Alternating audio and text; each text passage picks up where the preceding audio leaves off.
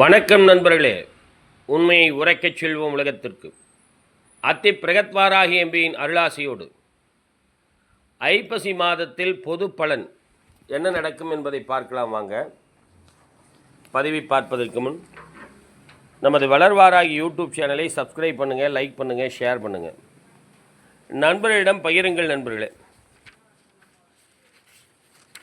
இந்த மாதத்தில் ஐப்பசி மாதத்தில் சூரிய பகவான் கன்னிராசியிலிருந்து துலாம் ராசிக்கு பயிற்சியாகிறது தான் துலாம் மாதம் என்று சொல்லப்படுகிறது. இந்த துலாம் மாதத்தில் சூரிய பகவானாகப்பட்டவருக்கு ஒளி மிகவும் குறைவாகவும் சூரியன் நீச்சமடைந்த நிலையிலும் இருக்கும். இந்த மாதத்தின் பலன் என்ன அப்படின்னு சொல்லி பார்த்தோம்னா, ரியல் எஸ்டேட் துறை சிறப்பாக விருத்தியாகும், நிறைய இடங்கள் கிரயமாகும். தங்கம் வெள்ளி வர்த்தக வியாபாரங்கள் சிறப்பாக இருக்கும். பங்கு வர்த்தகம் நல்லா இருக்கும். காய்கறி விலைகள் கொஞ்சம் குறையும், ரொம்ப பெருசாக குறையாது, கொஞ்சம் குறையும். அதே போல் அனைத்து ஆறுகளிலும் வெள்ளப்பெருக்கு ஏற்படும், ஏரிகள் உடையும் அபாயம். அனைத்து ஆறுகள், ஏரிகள், குளங்கள் இவைகள் எல்லாம் நீர்நிலைகள் நிரம்பி வழியும். அதுபோல் ஒரு கிரக நிலைகள் அமைகிறது. அதில் 18ஆம் தேதி, அதாவது அக்டோபர் 18ஆம் தேதி துலாம் மாதம் ஐப்பசி மாதம் 1ஆம் தேதி பிறக்கிறது. சனிக்கிழமை, சனி பிரதோஷமான நாள். சனி பிரதோஷம் என்கின்ற சிறப்பான நாள். பூர நட்சத்திரம் ஆரம்பம். அதே போல் திருக்கணிதப்படி குரு பயிற்சி ஆகிறது. திருக்கணிதப்படி இரவு 7:47க்கு குரு பயிற்சி ஆகிறது. குரு பயிற்சியாகி மிதுனத்திலிருந்து கடகத்துக்கு பயிற்சி ஆகுது. ரொம்ப காலமெல்லாம் கிடையாது, சரியா ஒரு மாதம்தான். அந்த ஒரு மாதத்துக்கு மிதுன ராசிக்காரங்க கொஞ்சம் மூச்சு விட்டுக்கலாம், அப்பாடா அப்படின்ட்டு. இருந்தாலும் அந்த குரு பயிற்சி அந்த ஒரு மாதத்தில் வக்கரம் பெற்று பயிற்சி ஆகிற பலாபலன்களை அடுத்த பதிவுகளில் பதிகிறேன். அதே போல் இந்த மாதத்தை பொறுத்த வரைக்குமே தீபாவளி பண்டிகை 3ஆம் தேதியே தீபாவளி பண்டிகை. அதன் பிறகு அமாவாசை.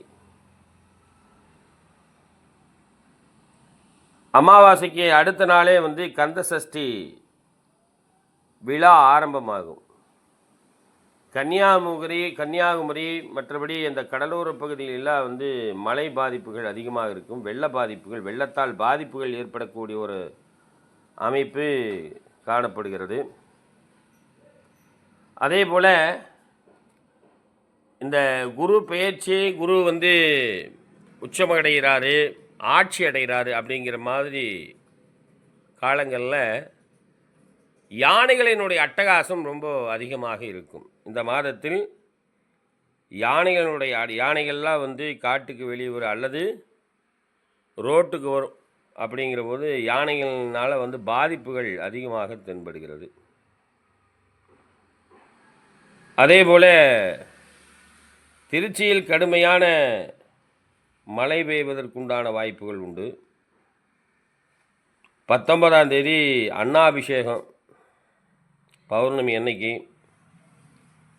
தமிழ்நாட்டில் எல்லா பக்கமே கனமழை, வெள்ளக்காடாக இருக்கக்கூடிய ஒரு அமைப்பு. வெள்ளியங்கிரி மலையில் திடீர்னு மழை பெருக்கம் ஏற்படும், மலைப்பகுதியில் நிலச்சரிவுகள் ஏற்படும்.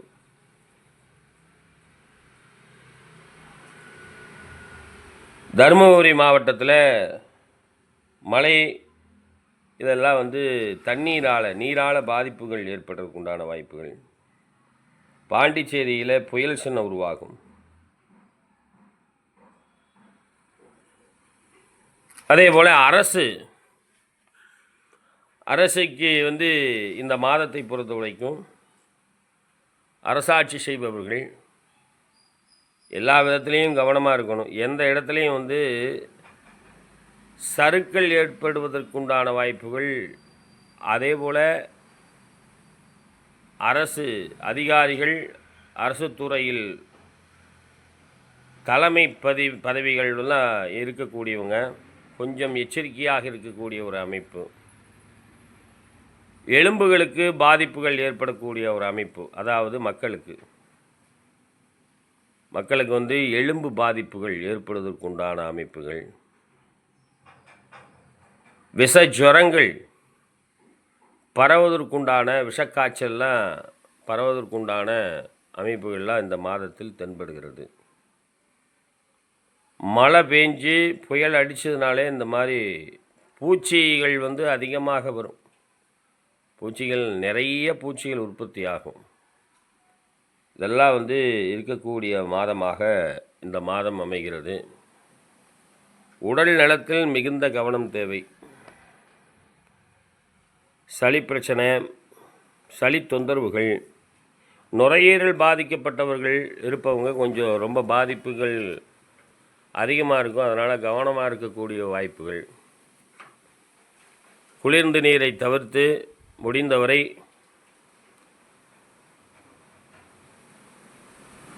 சுடுதண்ணியில் குடிக்கிறது இதெல்லாம் நல்லது. தண்ணியை சூடு பண்ணி குடிக்கிறது நல்லது.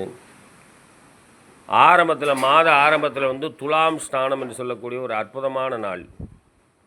இந்த நாளில் ஸ்நானம் பண்ணுறவங்களும் சரி, மாதத்தில் ஆரம்பத்திலேயே முதல் நாளே சனிக்கிழமையே முன்னோர்களுக்கு திதிதர்ப்பணம் பண்ணுறவங்களும் சரி, இதெல்லாம் செய்யும்போது இந்த மாதத்தை பொறுத்தளவுக்குமே அமாவாசையிலும் சரி, சதுர்தசி அன்னைக்கும், அதாவது தீபாவளி அன்னைக்கும் முடிந்தவரை விட்டு போனவர்களுக்கு, மறந்து போனவர்களுக்கு, புரட்டாசி மாதம் செய்ய முடியாத, தர்ப்பணம் கொடுக்க முடியாதவர்களுக்கு இந்த மாதத்தில் சதுர்தசி வர அன்னைக்கு, தீபாவளி அன்னைக்கு, அல்லது அதுக்கு மறுநாள் அமாவாசை அன்னைக்கு, இதுக்கு மேற்பட்டு நமக்கு சௌரியப்படுது அப்படின்னு சொன்னோம்னா, துலாம் மாதம் ஆரம்ப நாள் சனிக்கிழமை பிரதோஷத்தன்னைக்கே காலையில் திதி தர்ப்பணம் பண்ணி, துலாம் ஸ்நானம் என்று சொல்லக்கூடிய காவிரியில் ஸ்நானம் பண்ணி, தர்ப்பணத்தை கொடுத்து ஸ்நானம் பண்ணி, ஒரு அன்னதானம், ஒரு ஆடை தானம் இதெல்லாம் செய்ய அவர்களுடைய முன்னோர்கள் திருப்தி அடைந்து, அவர்களுடைய, அதாவது செய்யக்கூடியவர்களுடைய ஜாதகத்தில்